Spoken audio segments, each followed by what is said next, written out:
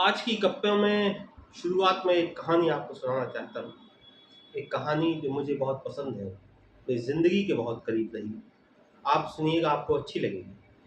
मैंने सुना है एक कंटी माई थी, बुंदेलखंड में, जिसकी एक आँख नहीं होती है। उसको कंटा बोलते हैं। वो उसका लोगों ने अपने आप इस शब्द का शायद स्त्रीलिंग कर लिया होगा।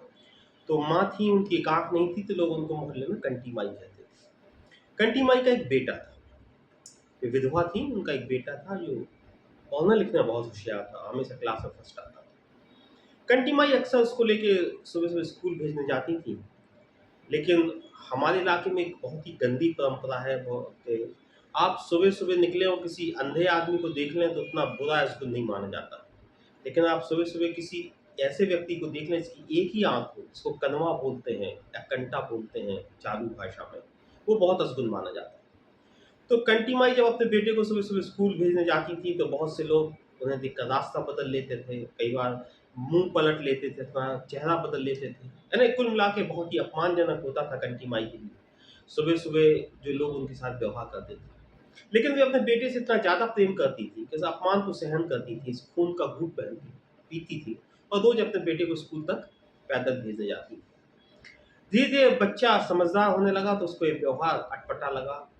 कुछ उसके दोस्त भी कहने लगे कि आप अपनी माँ के साथ सुबह-सुबह स्कूल मत आया करो, कंटी माई आती है, हम लोग का दिन खराब हो जाता है। इस तरह की अलग-अलग बातें शुरू हुई। बेटे में वो साहस नहीं था समाज के खिलाफ संघर्ष करने का, और उसने एक समझौता किया और माँ से अपना निवेदन किया, रिक्वेस्ट की कि माँ, अब मैं ठीक-ठाक हो गया हूँ, मैं अकेला स्कूल जा सकता हूँ, आप मुझे भेज दो, मैं चला करूँ। उसकी माँ ने उसको जबरन वो, लेकिन वो पीछे-पीछे जाती। कंटी माई ने एक अलग फ़ॉर्मूला निकाला कि लोग मुझे बेइज़्ज़त करें, मुझे अपमानित करें, ठीक है, लेकिन मैं दूर से तुम्हें देखती रहूँगी कि तुम ठीक से जा रहे हो कि नहीं जा रहे हो। तुम अकेले आगे-आगे चलो, मैं पीछे-पीछे चलूँगी। तो कंटी माई उसके 100, 200, 500 कदम पीछे-पीछे जाती और देखती, जब वो स्कूल में पहुँच जाता अंदर, तो ये वापस लौट आती। इसी तरह वो उसको लेने जाती, जब देख लेती तो उसके पीछे-पीछे आती। बेटा बहुत होशियार था, समय निकलते गए, वो पढ़ता-लिखता गया, फिर मध्य प्रदेश में जो एक एग्ज़ाम होता है पीएमटी, उसने पास किया और डॉक्टर बन गया। डॉक्टर ही बना तो उसकी विशेषता देखी कि वो आँखों का डॉक्टर बना। गोल्ड मेडलिस्ट हुआ, बहुत होशियार था। धीरे-धीरे उस शहर का सबसे अच्छा डॉक्टर बन गया, सरकारी अस्पताल में नौकरी करने लगा।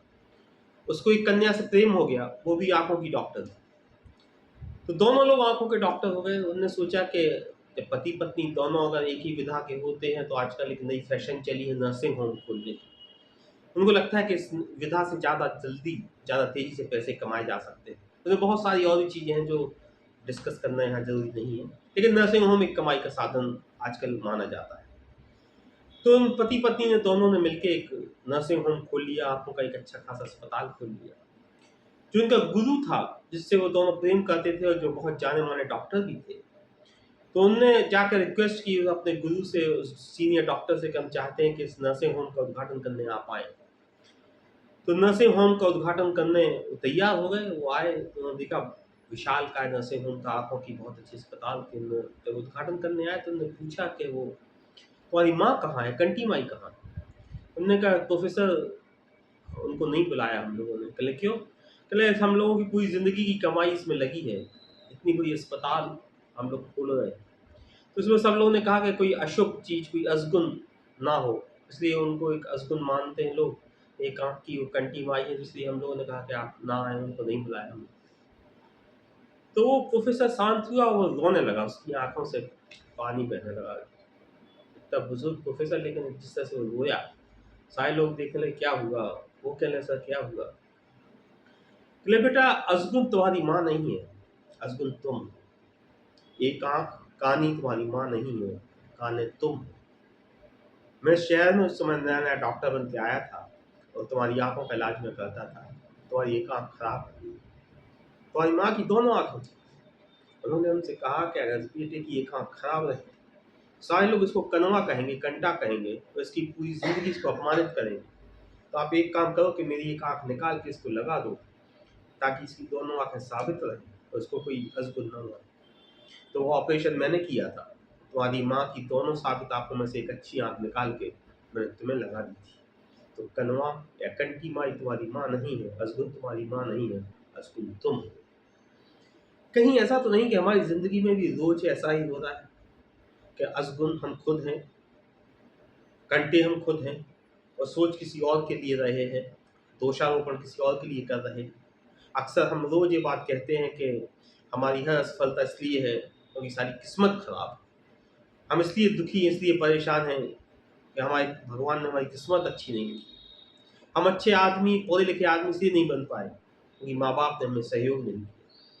हमारा जीवन सुख में इसलिए नहीं है क्योंकि पत्नी हमारे साथ वैसे नहीं चलती कदम से कदम मिलाकर। मेरे जीवन में आनंद, परमानंद इसलिए नहीं है क्योंकि हमारी औलाद, हमारे बाल बच्चे आज्ञाकारी नहीं। यानी कुल मिला के वे तमाम चीज़ें जो हम सोचते हैं हर रोज़, ज़िंदगी में तनाव इसलिए भी है कि नौकरी में तनाव, नौकरी में हमारी प्रगति इसलिए नहीं क्योंकि हमारा बॉस खराब। तो ये बातें तो नहीं कि कहीं हम असगुन खुद अपने अंदर लेकर घूम रहे हैं और पूरी समाज को असगुन मानते हैं। दोष हम में है और दोष हम समाज को मान रहे हैं।